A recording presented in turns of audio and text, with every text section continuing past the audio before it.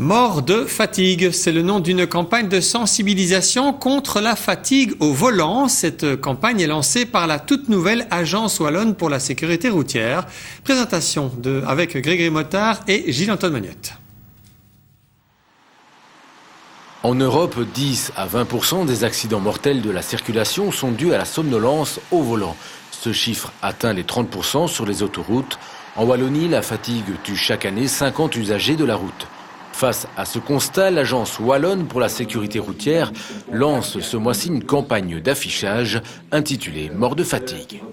L'objectif de la campagne est d'insister sur les dangers avec les accidents qui interviennent sur les routes monotones où les vitesses sont automatiquement beaucoup plus importantes, avec des conséquences extrêmement importantes, et d'insister sur la seule solution qui est de s'accorder une quinzaine de minutes de pause, de prendre éventuellement un petit café, faire une toute petite sieste de une dizaine de minutes, et puis de reprendre le volant après avoir éventuellement fait quelques pas à l'extérieur pour activer la circulation sanguine. Pour éviter tout drame, il est important avant tout de détecter les premiers signes de somnolence, comme le bâillement, le clignement des yeux qui s'accélère, l'envie de changer régulièrement de position. Attention, préviennent les spécialistes, il y a beaucoup de faux remèdes qui circulent contre la fatigue au volant.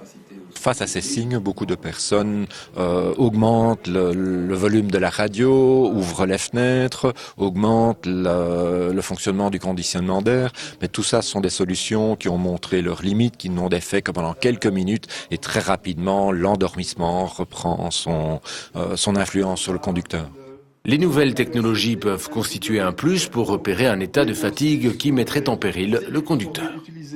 Il existe des systèmes que l'on pourrait placer sur le tableau de bord et d'autres, par exemple, portés dans une paire de lunettes qui pourraient être en fait très design. Donc une caméra ou un système radar qui observe les mouvements oculaires. Et il est scientifiquement prouvé qu'à partir de ces paramètres oculaires, on peut déterminer un niveau de somnolence. Si vous avez fait la fête toute la nuit sans boire une goutte d'alcool, ne vous croyez pas à l'abri. Prendre le volant après une nuit blanche équivaut à une conduite avec un taux d'alcool de 0,9 g dans le sang, ce qui multiplie par 5 le risque d'accident.